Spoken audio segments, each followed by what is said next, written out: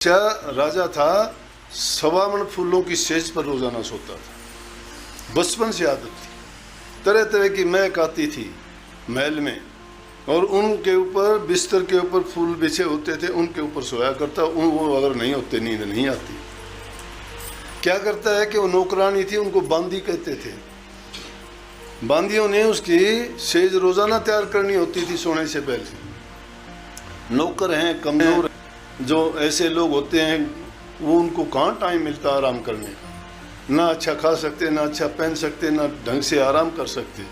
वो तो उनके बाद में सोते हैं, पहले उठते हैं, अपना नहाना धोना कुछ नहीं बल्कि अपने मालिक के लिए सारे काम करते हैं। बांदी क्या करती थी कि रोज़ाना उसकी वो सेज तैयार करती थी। एक दिन क्या हुआ कि जब उसने सेज तैयार कर दी फूलों की, और तैयार करने के बाद में थकान थी उसको बहुत दिन की, और उसके मन में ख्याल आया कि देखो ये राजा बचपन से सेज पे सोता आया है, मैं क्यों ना ऐसा करूं कि थोड़ा सा आनंद मैं भी ले लूं, देख लूं कि क्या आनंद आता है इस सेज में।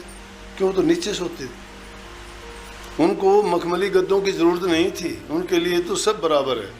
क्योंकि जब इंसान थक जाता है उसको कहीं भी नींद आ सकती है। गोपी चंद ने जब योग लिया तो उसकी माँ ने कही थी, बेटा 3 चीज़ याद रखना। बोला माता कौन कौन सी? बोला एक तो खाना बहुत बढ़िया खाना। बोला माँ योग दिलाती है, तेरे कहने से मैं सब घर बार राजपाट त्याग के जा रहा हूँ और आप मुझे अच्छा खाने के लिए कह रही हो। और बेटा किले के अंदर रहना। बोला जंगलों की खाक छाननी पड़ेगी। हाँ मुझे किले की बात, किले तो छुटवा दिया आपने, किले कहाँ से होंगे। और कहने लगे कि बहुत ही अच्छे बिस्तर पर सोना। बोला कमाल कर दिया अम्मा, एक तरफ तो आप मुझे जो है इतना त्यागी बना के घर से महलों से निकाल रही हो, और दूसरी तरफ आप कहती हो कि ये काम करना, ये जंगलों में कहाँ से होंगे। बेटा मेरा कहने का मतलब समझो, मैंने क्या कहा। मीठा भोजन और अच्छा भोजन खाने का मतलब है कि जब तुझे बहुत भूख लगे तब खाना, सूखी रोटियां भी तेरे लिए 36 प्रकार का भोजन हो जाएगा। और अच्छी सेज पर सोने के लिए जो बात बताई, तुझे बहुत नींद आने लगे ना, जब सोना पत्थर पे भी सोएगा तुझे सेज जैसा सुख मिलेगा। और किले मेरे नाम आता, किला है गुरु का वचन, कि गुरु के वचन से बाहर मत जाना, वो किला है तेरे लिए। अगर गुरु के वचन से बाहर चला गया तो खतरे ही खतरे हैं। इसलिए तू जिस रास्ते पे चलने जा रहा है उसमें इन 3 चीज़ों को माँ का उपदेश मान के याद रखना, तुझे कभी किसी प्रकार की परेशानी नहीं होगी।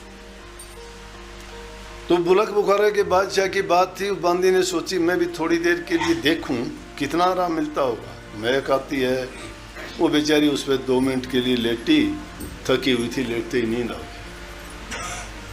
जब उसको नींद आ गई तो क्या देखती है कि थोड़ी देर के बाद में, क्या पता घंटा लगा 2 घंटे लगे, बादशाह का सोने का टाइम हुआ। आके देखता है तो उसकी सेज पर तो बांदी सोई हुई है। रानी भी नहीं सो सकती राजा की इजाज़त के बिना उससे सेज पर, उसको भी इजाज़त लेनी पड़ती उसके महल में आए या ना आए। आए तो कौन सी रानी आए, राजाओं की बहुत बहुत रानियाँ होती थी, और उनको जब कहा जाता था कि कौन सी रानी कब आएगी, वो आएगी या राजा उसमें कक्ष में जाएगा। और बांदी की ये हिम्मत कि मेरी सेज बिछा के उस पर अपने आप लेट गई। राजाओं में अभिमान उठता है, गुस्सा था, कहने लगा इसकी ये औकात। इंसान को नहीं समझता, पशु समझता अपने से नीचे वाले को। बादशाह ने क्या किया, आओ देखा नहीं ताव देखा नहीं, और अपने राजापन के अहंकार में आके कोड़ा उठाया। कोड़ा होता था चमड़े का एक बहुत बड़ा रस्सा टाइप, जो जिसको सजा देनी होती थी उसको उससे पीटते थे, तो थोड़ा लगने पर भी बहुत दर्द करता था। उसने उठा के रानी उसको बांदी को उठाया नहीं, मारना पीटना शुरू कर दिया। 1-2 कोड़ा मारा, उसकी आंख तो खुल गई उसी टाइम, एक लगते ही, क्यों दर्द बहुत होता है उसमें। 1-2 लगा तब तक तो उसको थोड़ा दुख हुआ, थोड़ी वो चिल्लाई, लेकिन 1-2 लगने के बाद में उसने हंसना शुरू कर दिया। जब वो वो हंसी, बादशाह को बड़ा हैरानी हुई। कोड़ा हाथ में रह गया, और बांदी से कहता हंसती क्या है। बोली कुछ नहीं, आप अपना काम करो। बोला कि बताओ हंसती क्यों है। ने बोले कुछ नहीं बादशाह, अपना काम करो। मैंने गलत काम किया है, मुझे सजा दो। ने बोला नहीं, मुझे बता हंसने का कारण क्या है। बोला जी हंसने की बात यह है कि मुझे हंसी इसलिए आई कि मैं 2-4 मिनट, घंटा, आध घंटा सो गई होंगी, 2 घंटे भी हो सकता हो गए होंगे। 2 घंटे में मुझे इतने कोड़े पड़े, मेरा पूरे शरीर से खून बहने लग गया। आप तो बचपन से सोते आए, आपको कितनी सजा मिलेगी इस पर सोने की। जब इंसान को ज्ञान होता है ना, एक ही बात से हो जाता है, छोटी सी बात से। और वो बात दिमाग में ऐसी लगी राजा के, राजा सोच लिया कि वाकई में बांदी ने तो कमाल कर दिया कि इसने तो ज्ञान दे दिया, ये तो नौकरानी नहीं, बांदी नहीं, ये तो तेरा गुरु का काम कर दिया इसने। उसके ज्ञान चक्षु खुल गए, उसने औकात का पता लग गया कि मैंने गलत किया। बांदी की तरफ भाग गया, बांदी को हाथ जोड़ के कहने लगा, बांदी तू मेरे गुरु के समान। छोड़ दिया उसने, राजकाज त्याग दिया। इसी बात को देख के उसने राजकाज को त्याग दिया। और उसके बारे में वो शब्द है, सुल्तानी बलक बुखारे दा, सुल्तानी बलक बुखारे दा। बलख बुखारे का बादशाह जंगल की राह ले ली, पैरों से नंगा है, तन पर कपड़ा नहीं, पेट में रोटियां नहीं, खाता नहीं है। 36 प्रकार का भोजन खाने वाला आज भीख मांग के रोटी खाता, टुकड़ा खाता। पोशाक ऐसी पहनता था जिसमें 5% जितना वजन होता था, इतना हल्का कपड़ा पहनता था, गुद्दड़ तन पे डाले हुए है, पैरों से नंगा, कांटे चुभते हैं, कांकर चुभती है, लेकिन मस्त है। और कहता है कि बांदी तू पूरा सामान मेरा राह बता दिया प्यारे दा। नौकरानी से कहता है कि बांदी तू मेरे गुरु के बराबर है, तूने उस प्यारे का, परमात्मा का रास्ता दिखा दिया, नहीं मैं तो बह जाता। और उसने कबीर साहब के पास जाके अर्ज की कि मुझे शिष्य बनाओ। कबीर साहब ने देखा राजा है, राजा में अहंकार होता है, अभी अभी राजकाज छोड़ के आया है, बैराग लगा है इसको, लेकिन ये बैराग हो सकता है थोड़े दिन के लिए। कबीर साहब ने उसको कह दिया कि हाँ चलो रहो। कबीर साहब के घर रहता है, बुहारी झाड़ी निकालता है, छोटे मोटे ऐसे काम करता है बादशाह के। माता लोई एक दिन कहने लगी, ये बादशाह है, अब तो इसको नाम की दीक्षा दे दो, गुरु मंत्र दे दो, उपदेश दे दो, वो शिक्षा दो जिसकी कमाई करके ये भी अपना जीवन सफल करे। बादशाह है ये।